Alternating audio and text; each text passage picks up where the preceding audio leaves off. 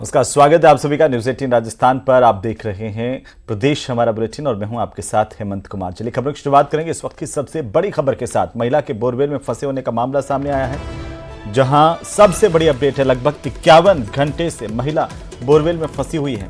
32 घंटे से इस महिला को निकालने के लिए रेस्क्यू ऑपरेशन चलाया जा रहा है, लेकिन सफलता नहीं मिली। बोरवेल में 90 फीट नीचे इस महिला के फंसे होने की जानकारी सामने आ रही है। लगातार निकालने की कोशिश हो रही है, लेकिन इसके बावजूद महिला को बाहर नहीं निकाला जा सका है। सवाई माधोपुर से सबसे बड़ी खबर, महिला के बोरवेल में फंसे होने के मामले को लेकर सबसे बड़ी अपडेट है। करीब 32 घंटे से ज्यादा का वक्त हो गया है इस महिला को बोरवेल में फंसे हुए, गिरे हुए, लेकिन इसके बावजूद अभी तक इसे निकाला नहीं जा सका। रेस्क्यू ऑपरेशन लगातार जारी है। सहयोगी गिरिराज शर्मा फोनलाइन पर जुड़ गए। गिरिराज, क्या अपडेट है इस पूरे मामले को लेकर के? जी देखिए, सबसे बड़ा अपडेट ये है कि जो 2 जेसीबी मशीन और 2 एलएनटी मशीन की सहायता से लगातार खुदाई कार्य किया जा रहा था। शाम से ये खुदाई कार्य शुरू कर दिया गया था और लगभग 14 से 15 फीट ये खोद दिया गया था, लेकिन खोदने के साथ में ही धीरे धीरे गीली मिट्टी आने लगी है। तब ऐसे में विशेषज्ञों की राय के अनुसार अब ये जो खुदाई कार्य है ये बंद कर दिया गया है और आसपास के ग्रामीण और तथा जो ग्राम पंचायत के सरपंच हैं वो भी ये बताते हैं कि गीली मिट्टी के यहाँ पर आने से पूर्व में भी कई तरह की इस तरह की दुर्घटनाएं हो चुकी हैं।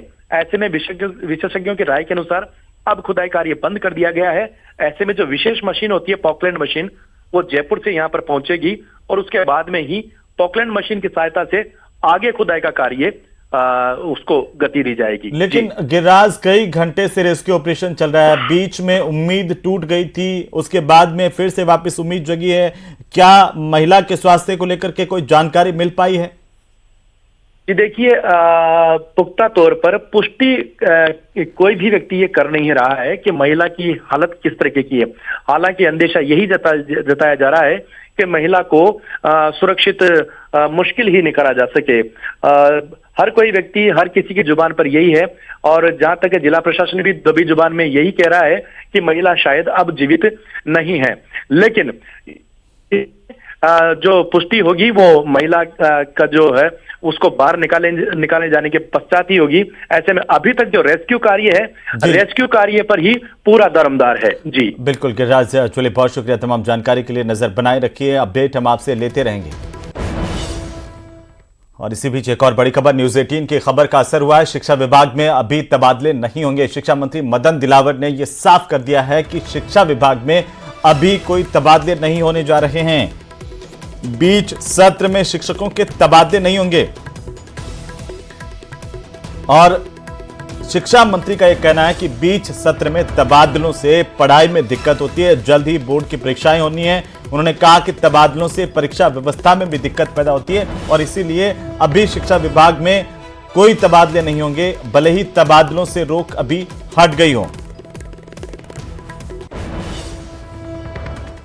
तो वहीं भजनलाल सरकार ने तबादलों पर से प्रतिबंध हटा दिया। ये तबादले 10 फरवरी से 20 फरवरी तक होंगे। तबादलों में पूरी की पूरी सरकार व्यस्त नजर आएगी और आज से भारी भीड़ उमड़ना मंत्रियों के घरों पर शुरू हो गई है। हालांकि इन आदेशों में 3rd ग्रेड टीचर्स की ट्रांसफर नहीं होंगे। इसके लिए शिक्षा विभाग की ओर से अलग से एक ट्रांसफर नीति बनाई जाएगी। रिपोर्ट देखिए।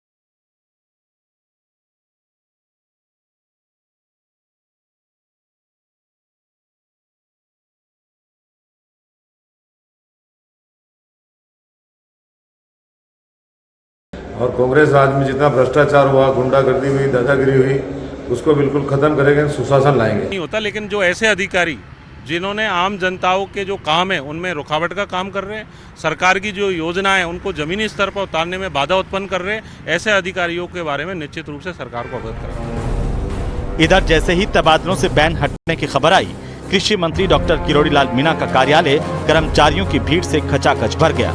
कहीं तिल रखने की भी जगह नहीं बची। सतीश पूनिया के घर का भी कमोबेश ऐसा ही हाल है।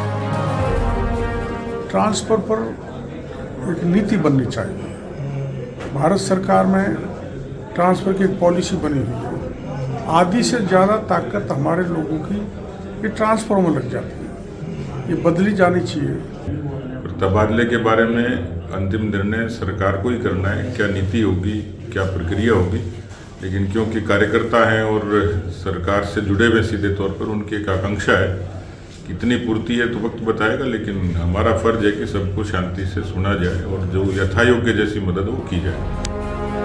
हालांकि थर्ड ग्रेड टीचर्स के ट्रांसफर पर अभी भी सस्पेंस बरकरार है। पिछले कांग्रेस राज में भी हर महकमे में तबादले हुए, मगर थर्ड ग्रेड टीचर्स का नंबर नहीं आया। पिछली गहलोत सरकार में भी इसे लेकर कई बार नीति बनाने की बात कही गई, लेकिन सरकार ने अंत तक थर्ड ग्रेड टीचर्स के तबादले नहीं किए। अब प्रदेश के लाखों थर्ड ग्रेड टीचर्स भजनलाल सरकार से उम्मीद लगाए बैठे हैं कि सरकार उनके विभाग में भी अन्य विभागों की तर्ज पर तबादले करेगी। थर्ड ग्रेड टीचर्स को भी उम्मीद है कि इस बीच उनके भी ट्रांसफर होंगे। थर्ड ग्रेड टीचर्स ने बहुत आंदोलन किए, अब उम्मीद है कि सरकार उनके ट्रांसफर करेगी।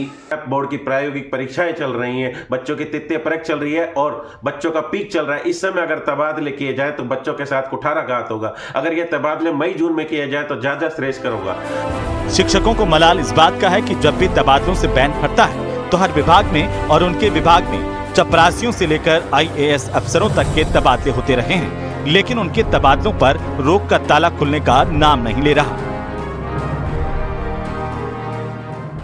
मगर हर सरकार तबादला पॉलिसी बनाने की बात तो करती है, मगर हकीकत में कुछ होता ही नहीं। क्या राजस्थान में कभी कोई दिन ऐसा भी आएगा जब तबादलों के लिए नीति बनेगी और कर्मचारियों को हर साल इधर से उधर नहीं भटकना पड़ेगा?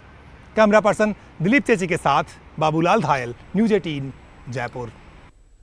तो वहीं राजस्थान में लोकसभा चुनाव से पहले मंत्रिमंडल विस्तार हो सकता है। हम कयास नहीं लगा रहे, सियासी गलियारों में इस तरह की सुगबुगाहट तेज है कि सूबे को 3 और मंत्री मिलने जा रहे हैं। ये खास रिपोर्ट देखिए।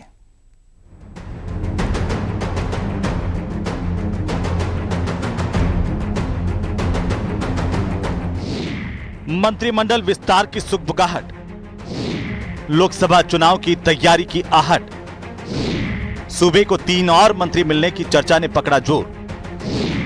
जातिगत और क्षेत्रीय समीकरण रहेंगे आधार। मिशन 2024 का मास्टर स्ट्रोक प्लान तैयार। राजस्थान में लोकसभा चुनाव से पहले मंत्रिमंडल विस्तार की संभावनाएं जोर पकड़ती हुई नजर आ रही है। दरअसल लोकसभा चुनाव से पहले राजस्थान में मंत्रिमंडल विस्तार हो सकता है। चर्चा है कि लोकसभा चुनाव से पहले राजस्थान की भजनलाल सरकार अपने मंत्रिमंडल का विस्तार कर सकती है। OBC, MBC और सामान्य वर्ग से एक मंत्री बनाए जाने की चर्चा। इसमें यादव और भरतपुर के जाट समुदाय से भी मंत्री बनाया जा सकता है। तो वहीं एक बार फिर से गुर्जर समुदाय को भी साधने के लिए MBC वर्ग के विधायक को मंत्रिमंडल में जगह दी जा सकती है। वहीं वैश्य समाज को भी मंत्रिमंडल विस्तार में जगह देने की चर्चाएं जोरों पर है। संभवतः 3 विधायकों को भजनलाल कैबिनेट के अंदर जगह मिल सकती है। चर्चा इस तरीके की है कि एक जो विधायक OBC से, एक विधायक जो है MBC से और जो तीसरे जो विधायक हैं वो वैश्य वर्ग से मंत्री बनाए जा सकते हैं।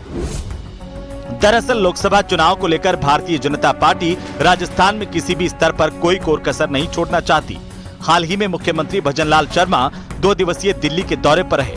इस दौरान मुख्यमंत्री भजनलाल शर्मा और बीजेपी प्रदेश अध्यक्ष CP जोशी ने प्रदेश के सांसदों के साथ अहम बैठक रखी, जिसमें आगामी लोकसभा चुनाव को लेकर सियासी समीकरण से लेकर राजनीतिक समीकरणों पर विस्तार से चर्चा की गई। ऐसे में राजस्थान में मुख्यमंत्री भजनलाल शर्मा की कार्यशैली की चर्चा की भी तारीफ की गई। उधर सियासी समीकरणों को साधने की दिशा में अलवर बेल्ट से यादव और भरतपुर बेल्ट से जाट समुदाय के विधायक को मंत्रिमंडल में शामिल करने की सुगबुगाहट सुनी जा सकती है। राजस्थान में वर्तमान में कुल 22 विधायकों को मंत्री बनाया गया है। ऐसे में लोकसभा चुनाव के मद्देनजर जातिगत लिहाज से 3 विधायकों को मंत्रिमंडल में जगह मिलने की सुगबुगाहट सुनी जा सकती है। न्यूज 18 राजस्थान के लिए जयपुर से रोशन शर्मा की रिपोर्ट। एक बार फिर से आपका स्वागत। प्रदेश में कमल खिलाने में, नई सरकार बनाने में युवाओं की खासी भूमिका रही और इसीलिए पेपर लीक के जख्म सहला रहे, बेरोजगारी का दंश झेल रहे प्रदेश के नौजवानों को सौगात देने में भजनलाल सरकार ने कोई कोर कसर बाकी नहीं छोड़ी। रिपोर्ट देखिए।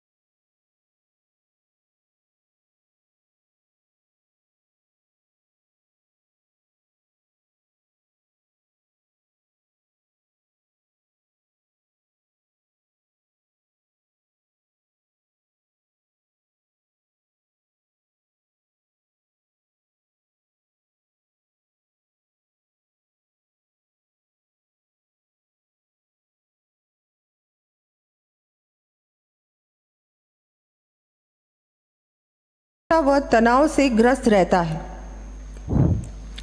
ऐसे में युवाओं को संबल प्रदान कर उनके रोजगार के अत्यधिक अवसरों का सृजन करना हमारी सरकार की प्राथमिकता रहेगी। इस क्रम में युवाओं के रोजगार हेतु आगामी वर्ष सरकार के अधीन लगभग 70,000 पदों पर भर्तियां किया जाने की मैं घोषणा करती हूँ। 70,000 पदों पर भर्तियां किए जाने की मैं घोषणा करती हूँ। ये सरकार हर युवा को नौकरी की सौगात नहीं दे सकती, इसीलिए हर जिले में रोजगार मेले और स्किल डेवलपमेंट प्रोग्राम चलाए जाने की घोषणा की। सरकार ने करीब 20,000 युवाओं को गाइड हॉस्पिटैलिटी ट्रेनिंग देने की बात कही। हमारे प्रदेश के कर्णधार हैं, उनके भविष्य को सुरक्षित रखने की दृष्टि से उन्हें एम्प्लॉयबल बनाना हमारी प्राथमिकता है। इसके लिए प्रत्येक संभाग में रोजगार मेलों तथा उच्च शिक्षण संस्थानों में कैंपस प्लेसमेंट के आयोजन के साथ साथ स्किल डेवलपमेंट ट्रेनिंग प्रोग्राम्स कराए।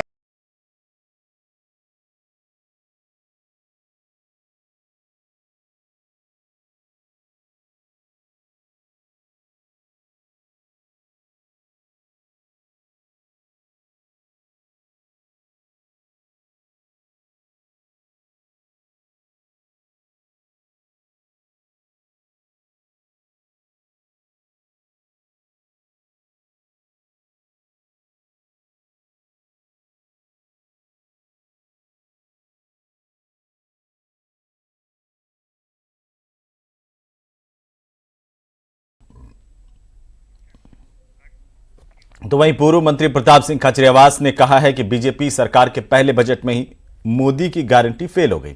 विधानसभा चुनाव से मोदी जी ने पेट्रोल डीजल के दाम 12 रुपए प्रति लीटर कम करने का दावा किया था, वो दावा और वादा फेल हो गया है। और पेट्रोल डीजल पर 12 से 13 रुपए कम करने वाले थे, वो नहीं होते। पाप कर दिया। अंतरराष्ट्रीय मार्केट में $70 प्रति बैरल पेट्रोल क्रूड ऑयल के दाम है। पेट्रोल डीजल 100 के पार है, पेट्रोल डीजल 100 के नजदीक है। मनमोहन सिंह जी जब $130 प्रति बैरल था क्रूड ऑयल, तब 70 रुपए लीटर के नीचे बेच रहे थे। ऐसे जनता की जेब काटने से बीजेपी सफल नहीं होगी। महंगाई, गरीबी, बेरोजगारी से लोग आत्महत्या कर रहे हैं। तो वहीं भजनलाल सरकार के पहले बजट पर युवा वर्ग आखिरकार क्या सोचता है? बजट में जो घोषणा की गई उनको युवा कैसे देखता है? बजट पर हमारे संवाददाता हिमांशु मित्तल ने कोटा में युवाओं से बातचीत की है, आप भी देखिए। सरकार ने अपना पहला बजट पेश कर दिया और इस बजट में प्रदेश सरकार ने अपना पहला बजट पेश कर दिया और इस बजट में मोटे तौर पर यंगस्टर्स को खुश करने की कोशिश की गई, युवाओं को तरजीह इस पूरे बजट के अंदर दी। और फिलहाल इस बजट पर प्रतिक्रिया लेने के लिए हम कोटा के स्टूडेंट, कोटा के युवाओं के साथ में ही हैं। कोटा के राजकीय महाविद्यालय से ये आप यंगस्टर्स की टीम देख सकते हैं जो बजट पर अपनी प्रतिक्रिया देगी, क्योंकि इनका मानना है कि यंगस्टर्स के लिए बहुत कुछ इस बजट से निकल करके आया। क्या लगता है, क्या आया?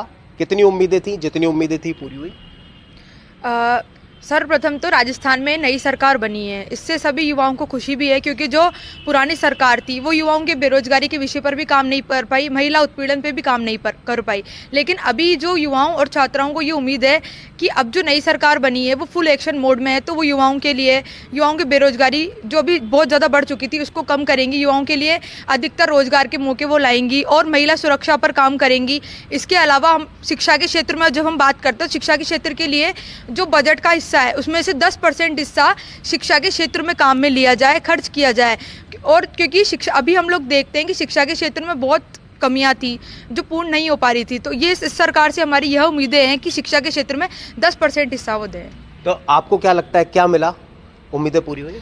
जैसा कि राजस्थान सरकार में जब कांग्रेस सरकार थी तो हमेशा बोला जाता था कि हाँ जो सरकार है वो युवाओं पर कार्य करेगी, लेकिन राजस्थान सरकार में भाजपा आते ही ये तय हो गया कि हाँ युवाओं पर कार्य किया जा रहा है। जिस तरह से 70,000 भर्तियां निकाली गई, RPSC RSSB के लिए वार्षिक कैलेंडर जारी किया गया है, उसी तरह देखा जा रहा है कि युवाओं को अब आगे की ओर बढ़ाया जा रहा है, हमारा देश आगे बढ़ रहा है, हमारा देश विकसित हो रहा है। और इसी के साथ इस बुलेटिन में फिलहाल इतना ही। आप देखते रहिए न्यूज़ 18 राजस्थान। नमस्कार।